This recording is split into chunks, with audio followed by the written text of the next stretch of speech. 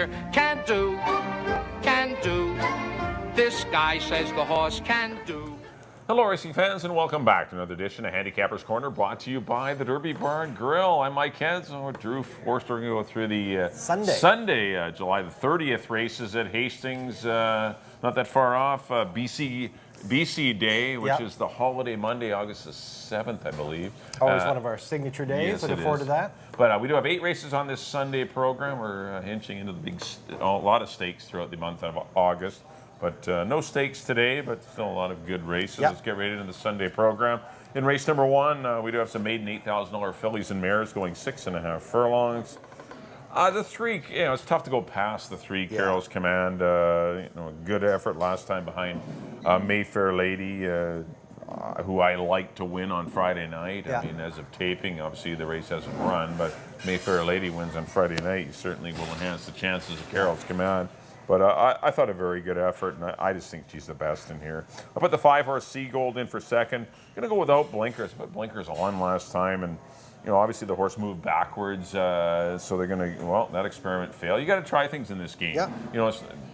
Everything isn't easy, and sometimes you're trying to get, obviously every trainer is trying to get more out of horses. So you try different things with equipment and riders or whatever, and the blinker change just, for what it didn't work, and so the blinkers experiment has been halted, and they're coming off. Richard Hamill rides, and I think this horse is live in here as well. And I put the 4-horse Pretty Soon in for third for Jimmy Smith, who's Don't Help Tell My Husband a year or two ago, and he does well with this little stable. And I thought this horse showed some ability, a little bit of ability in her debut, so I thought I put her in for third. I thought she was the best in the rest, but I really think it's 3 and 5 and something else. 3, 5, 4.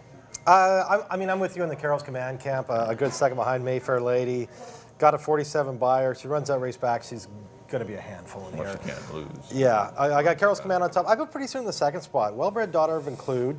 It's a nice Kentucky breed in there, bred by Brett and C. Jones. I could just see her moving forward in her second start. Her first start there I thought was decent, and gets in very light with apprentice Lenny Seashran. I got Pretty Soon in the second spot. And I went back to Parody. I liked Parody last time, went off at 31-1.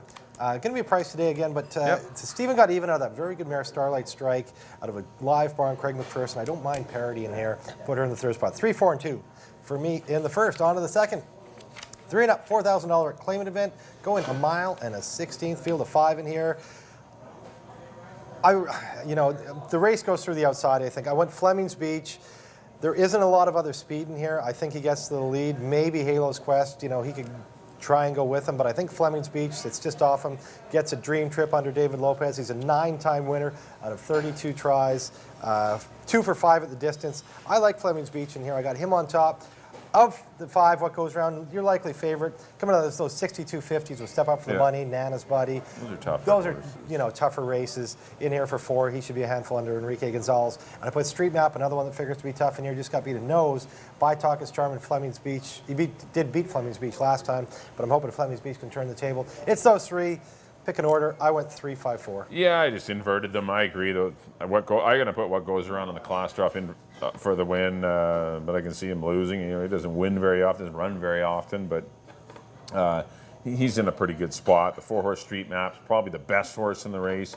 Don't know what kind of pace scenario he's going to get to help him out, and he does need pace help, but he ran another big race last time. And the 3-horse Fleming's Beach. I mean, he was out there. Didn't get the best of trips. I agree with you. I thought, between Street Map and Fleming's Beach, maybe Fleming's Beach ran the better race of the two, but didn't get rewarded. But I went 5, 4, and 3 in race number 2. On to the third race, $4,000 fillies and mares in a non-3 lifetime, going 1 mile and a 16th. I really like the 3-horse in here, Storm Cruiser. I thought it was a good effort first time going along. Just ran into, no pace.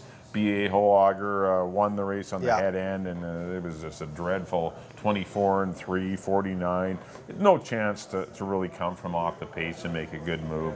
I think this horse is going to be pretty dangerous second time going along, and also with a better, I think he might even be on the lead in here. I don't know who's going to get the lead in this race, but Storm Cruiser will be in good position. David Lopez re-rides for Keith Peterson. I put the 2-horse Forever Crystal in for second. Another one rallied from off the pace, didn't get the best of trips, still ran well. And the 1-horse Go-Go, I'm not giving up on the 1 Go-Go Eileen. Her races last fall were very good. She's had a an interrupted schedule this year. She didn't get off to an early start. She started in late May, sprinting, just got a race. Then it was off again a month and a half, and obviously didn't fire her best last time. But I know she has it in her to be better. I left La Rondine off the ticket. I did, short price. Just had every chance to win last time and didn't, and that just really disappointed me. I went 3-2-1. Not a lot to add. I did flip up the top two, your top two. I went with Forever Crystal on top of Storm Cruiser. Forever Crystal had a way worse trip, I felt, than Storm Cruiser last time. Got stopped bad right when she was making her move. And still only got beat in neck by Storm Cruiser. So I like her to beat Storm Cruiser. And I did throw La Rondine. I didn't want to leave her totally out of it. I threw her in the third spot. But just because it looks like she's going to be the one they have to catch. But last time, 24-3, 49-1. And you run fourth? Couldn't hang on, Yeah, so put her in the third spot. 2, 3, 4 for me in the third. Sorry, Peter. On to the fourth. It's not his best. You don't horse. care. Don't worry. Don't worry. I know.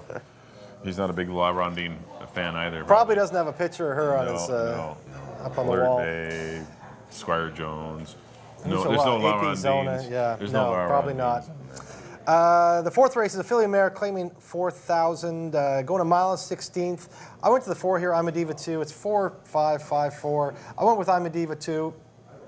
I think she can sit just off the pace, maybe fourth in command goes, be a whole auger. The one we just mentioned should be the pace scenario in here. And I think I'm a Diva 2 gets the first crack. She's a 4-time winner, as is PG Star. PG Star has won 2 in a row. She's on a heater right now for Jon Snow. She is eligible for this race because one of those wins was up in the bushes, so that does not count against her, so she's eligible for this race. I couldn't decide between those two. I did put I'm a Diva 2 with Amadeo Perez over PG Star, and I threw in Cataly in the third spot. 4-5-1 for me in the fourth. I got the same 3. I got PG Star to win it. I could see that. I couldn't really decide. See I'm a Diva 2 winning. Amadeo, that's a big rider. Amadeo Perez being on I'm a Diva 2. 5-4-1. I think those are your horses. But I'm going to try PG Star to win it. On to the fifth race, maiden special weight, 3.5 furlongs, 2-year-olds here. Full field of 9, actually 1 waiting to get in. And I did pick 9. I put the 10 in. I don't know if I should have anyway, but I know it's an also eligible. But the 9, I like the Craig McPherson runners. I don't know who's going to run. Maybe one will scratch and one will draw. I don't know. But the 2 Craig McPherson runners, one's in the body of the race, the other one isn't. Weekend Wizard and the 10-horse Cape Light have both been working lights out in the morning, doing very well. I thought those were the 2 horses to be interested in. I put the 4-horse Next Otis in the mix as well. Of course, a full brother to Notice Otis, a former champion here in British Columbia. It's been a while since we've seen Notice Otis. That's got to be like 8 years ago. That's a while ago. It's been a long time for this family, but still nice work. I've seen the horse in the morning. They're big gray. Got a good stocky body on him, big long horse. I don't know how good he'll be at 3.5 furlongs, but it's still 35-4 out of the gate. That certainly is an eye-catching move. I went 9, 10, and 4. I know I'm taking in also eligible, but 2-year-olds is a good chance he'll get in. He might get in. 9, 10, 4. I agree with the 9 Weekend Wizard. A lot of talk about this horse on the backstretch.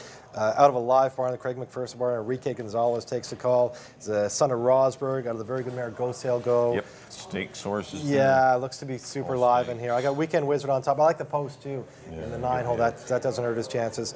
Got him on top. I went with the 7 Largo. Got the 2 Mark Cluche runners in second and third. Great year. He's having a very good year, batting 31% right now. Nice 35-4 gate work. He's a son of Looking at Lucky. They paid about $50,000 for him. Looks like he worked with BC before. sale. Yeah, I think they work together, and they both look like they have a fair bit of talent. I got Largo in the second spot. He's been working right along too. That July 5th work, 36-3. Looks like he has some, 36-2. All his works look good. I like Largo in the second, and Next Otis, the full to Notice. So as you just mentioned, the one you touched on, the other Mark Cluche running, and I put in the third spot. 9, 7, and 4 for me in the fifth. On to the 6th, 62.50 claimant event for 3 and up Colts and Geldings. Going 6.5 furlongs. This is a tough race. There's some fairly accomplished horses in here. I went to the 2 Stormy Teen. I was impressed with that race just a week ago. Won by almost 3 lengths over Taylor Steele, multiple stakes winner here. Circus Ride. That was a good field. He came from off the pace, won convincingly. Hamill 6 with him. I got him on top of the 4. Devil in Disguise, another former stakes horse here, earnings almost $250,000. Both his races this year have been good. They've both been at, it was the first time for 6250, just got beat by Nana's Buddy, a 4-horse photo. Came back for 4,000. Cowboy Phil gave him everything he can handle, but he did get the better of him. Little jump up to 6250. I think he still fits in here. Got him in the second spot, and I put Cedarburg. What a cool horse. Always shows up coming off a win for Andrew Douglas. Lenny Cicheron sticks with 2-4-1 for me. Yeah, I left out Rock Concert. I know, and I can see like- Rock Concert being tough. the draw is good for Rock Concert. He's got the best speed, probably. Going to clear, likely from his outside gate. Sir Barkley's the only one that can kind of ruin his day. But I think those two are the pace in the race, the 7 and 8. I don't see a lot of inside speed. Cedarburg's not fast enough. Got the lead last time, but it was a very pedestrian pace. Yeah. The balance of the horses aren't speed. Creus sometimes shows route speed, but I just like Rock Concert. I think this horse will get the lead. This horse can go down there in 16 or 17 at any time. He's done it twice this year. So I tied him to win it. I agree with you too, Stormy Teen. He's alive. Yeah. Liked him last time against Taylor's Deal and Crushing Candy. And, got over the odds because of Crushing Candy and Taylor's Deal being really bet heavily. But he's coming back in a week. And I put the 1-horse Cedarburg in for third. I went 8-2, and I left Devil in Disguise out. I mean, it might be a mistake, but I like Rock Concert. The horse I like is Rock Concert. Sir Barkley's another one that's interesting in here too. He's not a bad horse that could be followed. I went 8-2-1 though in the 6th. On the 7th race, $16,000 older horses, non-3 lifetime, going 6.5 furlongs. I ended up on the 3 Torneador. I think the return to a sprint will help this horse. He's been chasing fast fractions going along, and especially the 1-2 back where it just went crazy on the head end. But still ran very game last time behind Sunset Drive. His sprints are his best races. I like Torneador. Put the 6 Liquid Metal in for second. Kind of filled the race for his stablemate, Always Sunny that day. Didn't fare all that well. Was out there battling with Silvertown. There's no Silvertowns in here. His race prior to that was very good. He's live in here with Antonio Reyes. And I'll put the 5 Brother Rod. He's a horse that I know he had to drop the 8 to break his maiden, but he's run competitive with a lot of these in the past. So I don't mind him at all. I went 3, 6, and 5. I went to the 1 Blur's Final Command. Just won pretty convincingly for 16,000. That was against 3-year-olds, but that's my only problem, 3-year-old. It was a 3-year-old race, but he won by almost 4. He looked good doing it. He was coming out of tougher races, those optional 25s, a stake race. In for 16, he looked good last time. I'm going to go back to him. I got him on top. Brother Rod, one you just touched on. He did drop down in the maiden 8 category, but he won pretty convincingly, and he'd been facing much better horses throughout his career. So I don't think 16 is out of his reach. No, this is a good spot. And I think he fits in here with Enrique Gonzalez. And I put the 2 Kelson out of the Glen Todd barn in. He finished second behind Blur's Final Command last time. Another one that dropped in for maiden 8, kind of took the edge that day. Won convincingly. Back in for 16 was tough, and I think he's tough again today. I went 1, 5, and 2 in the 7th. On to the 8th. Fillies and Mares claiming 16, going 6.5 furlongs. Field of 6 in here. I'm going to go to the 5 Winning Edge. A Mike Anderson barn for our friends Ken and Sharon Johnson. Made it to the races for first start this year back on the 15th of July. It was going long, pressed the pace, figured to get a little tired, and she did. Now going back to a sprint with her second start, I think she's very live in here. Good to see Richard Hamill stick with her. Got her on top of the 6 Miss Fidelity. She's put together a good campaign this year. After being off 2 years, won first out for 8, came back, won one of these races. Was the favorite last time. They went in decent time, but it was more, she just had pressure the whole time and faded. And I could see her trying to sneak away from these, and I don't want to give up on her.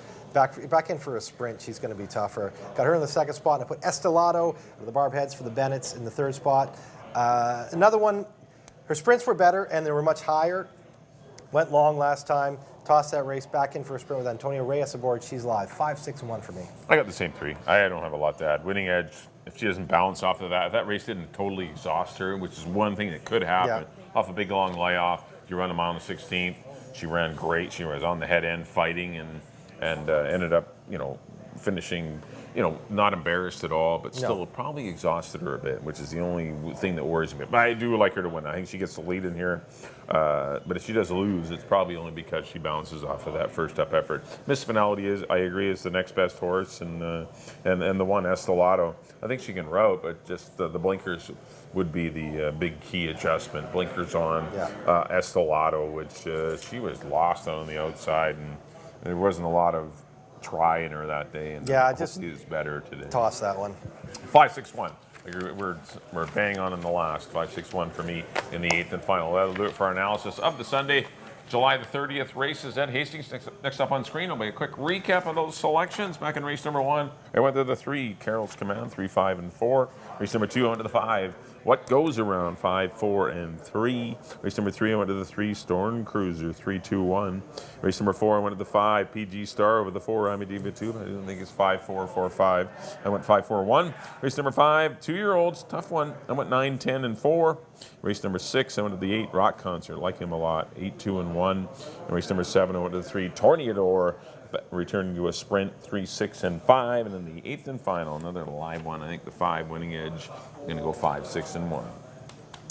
On to my picks, there we go. Back in the first, I agree with Mike. Number 3, Carol's Command over the 4 and the 2. In the second, I went to the 3, Fleming's Beach over the 5 and the 4. In the third, I'm going back to number 2, Forever Crystal over the 3 and the 4. In the fourth, number 4, I'm a Diva 2 over the 5 and the 1. In the fifth, the 2-year-old race, me and Mike agree on number 9, Weekend Wizard over the 7 and the 4. In the sixth, I went to the 2, Stormy Teen over the 4 and the 1.